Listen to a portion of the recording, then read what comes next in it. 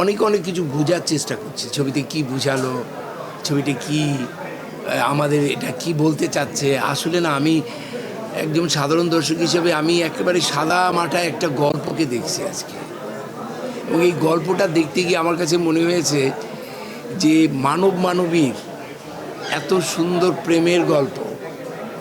এবং আমি পৃথিবীতে চলচ্চিত্রের বিশ্ব চলচ্চিত্রের একটা ধারা আছে তো, তাই না?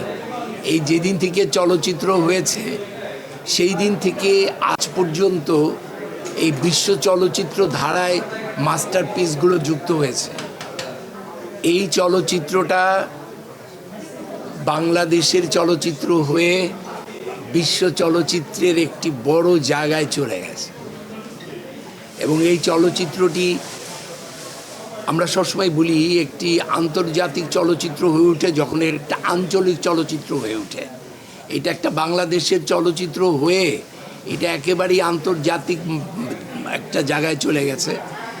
এবং আমার কাছে যেটা মনে হয় যে এইখানে আমি আমার এই যে মানব মানবীর যে প্রেমটা, এই প্রেমটা আমি বাংলা না শুধু পৃথিবীর কোনো চলচ্চিত্রে পাই নাই। সেই যে সম্পর্কের যে রঙগুলো, যে হিউম্যানিটি এখানে প্রকাশিত হয়েছে, এবং এন্ডলেস এক একটা তাল পড়ছে, এক একবার মেয়েটি আসছে এক একটি জীবনের ফেজে, এবং এটা চলছে। এবং এই তালের সংখ্যায় যদি ওর আশাটা নিয়ে ছবি হতো, এটা তো 1 বছর 2 বছর ধরেও শেষ করা যাবে না। বাট আমি শুধু এটিকে বলবো, এই চলচ্চিত্রটি আমাদের বাংলাদেশের চলচ্চিত্রের ধ্রুপদী ক্ষেত্রে শুধু নয়, আমি অসাধারণ এবং একটি চলচ্চিত্র নির্মাণ। এবং আমি বলবো সবাইকে চলচ্চিত্রটিকে সাধারণভাবে দেখা। আমি সাধারণভাবে দেখেছি, এবং আমি রোহিত দেখেছি, মানে রোহিত তো আর দেখা যায় না, রোহিত অনুভব করতে হয়। আমার কাছে ভালো লেগেছে, এবং এখানে কেউ অভিনয় করে নাই। এটা হচ্ছে এই চলচ্চিত্রের একটি সাংঘাতিক রকমের বিষয়, কারণ আমি তো অ্যাক্টিংয়ের উপর কাজ করি। আমি এই চলচ্চিত্র দেখে মনে হচ্ছে এই চলচ্চিত্রে কেউ অভিনয় করেনি। এইটা তো একটা মেজবাহ রহমান সুমনের একটা অসাধারণ একটা কীর্তি।